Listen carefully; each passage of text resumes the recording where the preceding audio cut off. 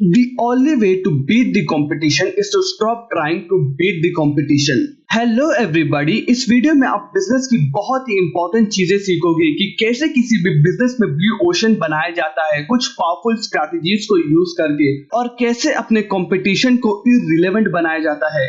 Chapter number 1, creating blue ocean. इसको हम एक स्टोरी से समझते हैं। 3 कंपनीज होती है, Ringling Bros, Barnum and Bailey and Cirque du Soleil. ये पहले 2 कंपनी सर्कस इंडस्ट्री में चैंपियंस होते हैं और ये मोर देन 100 इयर्स लोगों को सर्कस दिखाकर एंटरटेन करते आ रहे हैं।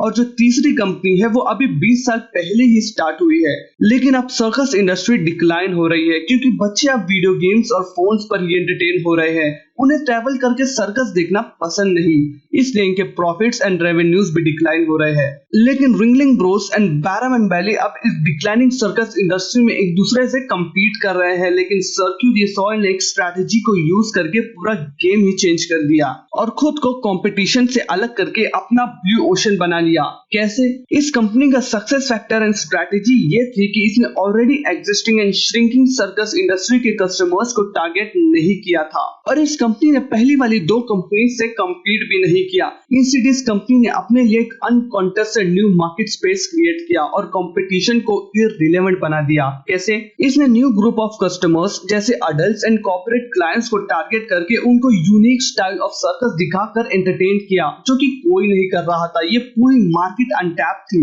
और सिर्फ बच्चे ही सर्कस देखते हैं ये समझकर बाकी कंपनीज एक दूसरे से कम्पीट कर रही थी। लेकिन सर्क्यू ने इस बिलीफ को तोड़ा और new corporate clients and adult market को टारगेट किया और फर्स्ट सर्क्यू प्रोडक्शन टाइटल किया गया था वी रीइन्वेंटेड द सर्कस इस नाम से। तो इस तरह बिजनेस में पहले जितने भी मार्केट एग्जिस्ट करते हैं उसको रेड ओशन कहते हैं, और जब आप अपना न्यू मार्केट स्पेस बनाते हैं जो पहले कभी एग्जिस्ट ही नहीं करती थी, ठीक जैसे सर्क्यू प्रोडक्शंस ने किया, उसको बोलते हैं blue ocean and new market space. और जब आप अपने बिजनेस के लिए ये मार्केट स्पेस बना लेते हो तो आपके सक्सेस के चांसेस कई गुना बढ़ जाते हैं, एंड आपको कंटिन्यूसली इस मार्केट स्पेस को फाइंड आउट करते रहना है, एंड ये स्पेस हर एक इंडस्ट्री में होती है।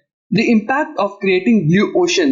एक रिपोर्ट के अकॉर्डिंग 108 बिजनेस लॉन्चेस को स्टडी किया गया था, उसमें से 86% बिजनेसेस एग्जिस्टिंग मार्केट स्पेस मतलब रेड ओशन में क्रिएट हुए थे, 14% बिजनेसेस न्यू मार्केट स्पेस में उन्होंने अपना ब्लू ओशन बनाया था। लेकिन आप शॉक हो जाओगे इन बिजनेसेस के रेवेन्यूज और प्रॉफिट्स को देखकर।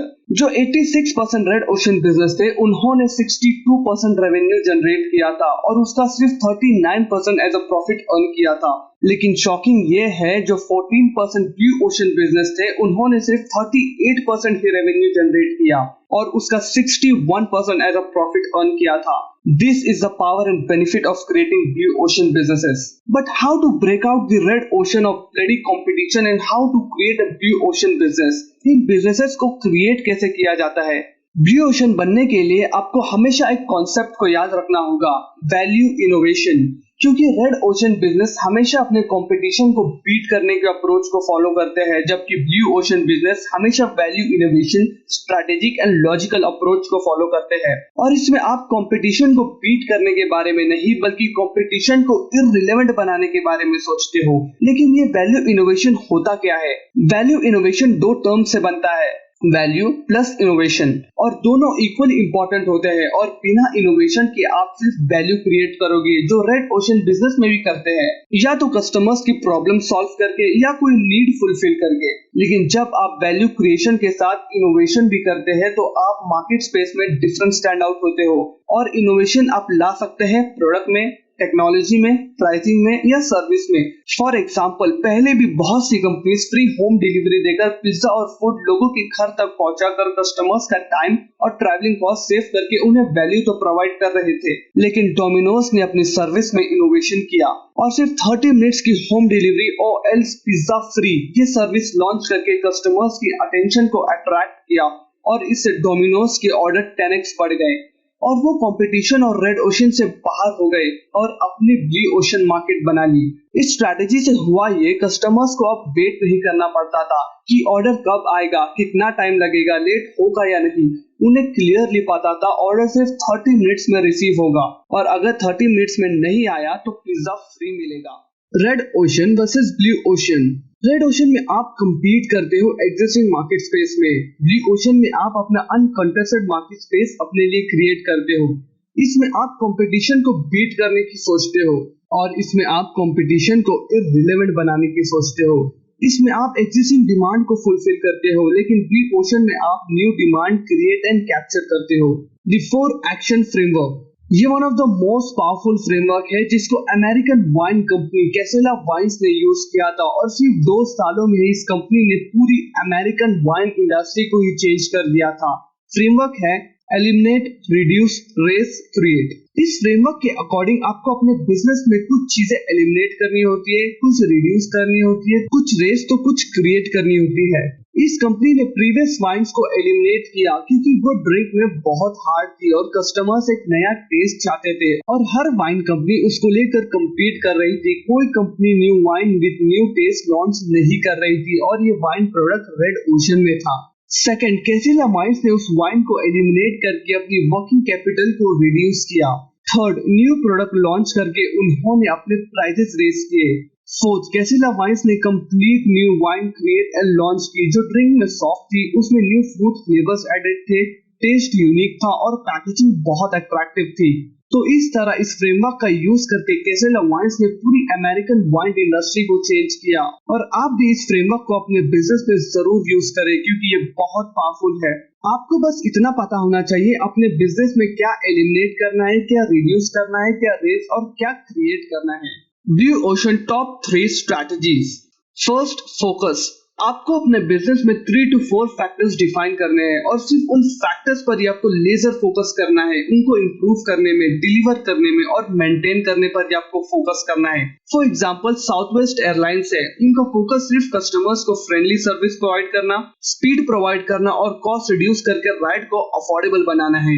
सिर्फ ये 3 फैक्टर्स पर साउथवेस्ट एयरलाइंस फोकस करता है, इसलिए आज ये एयरलाइंस कॉम्पिटिटर्स से कोसों आगे है और प्रॉफिटेबल है। So focus only on 3 to 4 factors जो आपके बिजनेस में सबसे इंपॉर्टेंट है।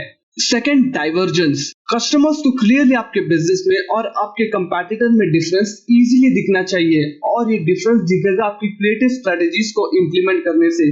आपको कभी भी कंपटीशन को कॉपी या फॉलो नहीं करना है वरना आप अपनी यूनिकनेस खो दोगे एंड आपका बिजनेस हमेशा कस्टमर्स को वैल्यूएबल लगना चाहिए कंपैटिटर से।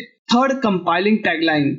एक पावरफुल बिजनेस बनाने के लिए आपको एक पावरफुल टैगलाइन बनानी पड़ेगी जिससे कस्टमर्स के माइंड में क्लियर मैसेज पहुंचे कि आपका बिजनेस एक्चुअली में क्या वैल्यू डिलीवर करता है, तभी आप स्टैंड आउट हो सकते हो।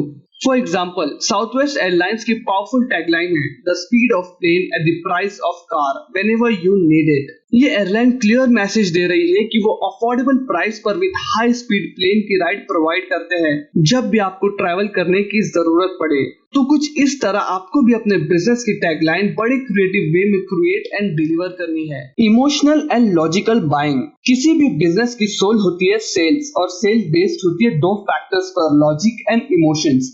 बहुत से लोग बोलते हैं कस्टमर सिर्फ इमोशनल होकर प्रोडक्ट्स को खरीदते हैं जो कि 100% एक्यूरेट नहीं है। कस्टमर्स इमोशन के साथ लॉजिक को भी यूज करते हैं खरीदते टाइम। तो जब भी आप अपने प्रोडक्ट एंड सर्विस की मार्केटिंग या सेलिंग करें तो ये 2 फैक्टर्स हमेशा उसमें ऐड करना क्योंकि बाइंग हमेशा लॉजिक और इमोशंस पर चलती है। प्रोडक्ट्स के बेनिफिट्स, ब्रांड नेम और प्रोडक्ट के यूजेस इमोशनल पार्ट में आएंगे और प्राइसिंग, फीचर्स एंड क्वालिटी ये लॉजिकल पार्ट में आएंगे। सो सेल्स एंड मार्केटिंग में ये 2 पार्ट्स बहुत इंपॉर्टेंट होते हैं। Sequence business model of blue ocean strategy. ये सीक्वेंस आपको हेल्प करेगा एक स्टेबल बिजनेस मॉडल बनाने के लिए ब्लू ओशन में। First, buyer utility. इसमें आपको ये डिफाइन करना है कि आपके प्रोडक्ट या सर्विसेज में आपके कस्टमर्स के लिए सच में कुछ फायदा है, या इसको मोर सिंपल करें तो व्हाई डज योर प्रोडक्ट और service matters for your customers. इसको आपको बहुत केयरफुली आंसर करना है, एक स्ट्रॉन्ग रीजन डिफाइन करना है कि वो क्यों बाय करेंगे। Second, price, most important factor in business. आपको अपने प्रोडक्ट का प्राइस मार्केट को स्टडी करके केयरफुली डिसाइड करना होगा क्योंकि प्रोडक्ट की राइट प्राइसिंग ही टारगेट कस्टमर्स को अट्रैक्ट करती है। प्राइस अफोर्डेबल होना चाहिए टारगेट ऑडियंस के according so that customers easily पे कर सके और आप प्राइसिंग से ही प्रॉफिट अर्न करोगे। तो प्राइसिंग फेल होगी तो प्रोडक्ट फेल होगा और प्रोडक्ट फेल तो business fail. So keep pricing carefully. Third, cost. आपको हो सके उतनी प्रोडक्ट की कॉस्टिंग रिड्यूस करनी है, because you don't earn when you sell, you earn when you buy. जितनी आपकी कॉस्टिंग कम होगी उतना आपका प्रॉफिट मार्जिन बढ़ेगा। सो आई होप आपको इस वीडियो में बहुत सी नॉलेज मिली होगी और बिजनेस में ब्लू ओशन कैसे बनाए ये भी पता चल गया होगा। Thank you so much.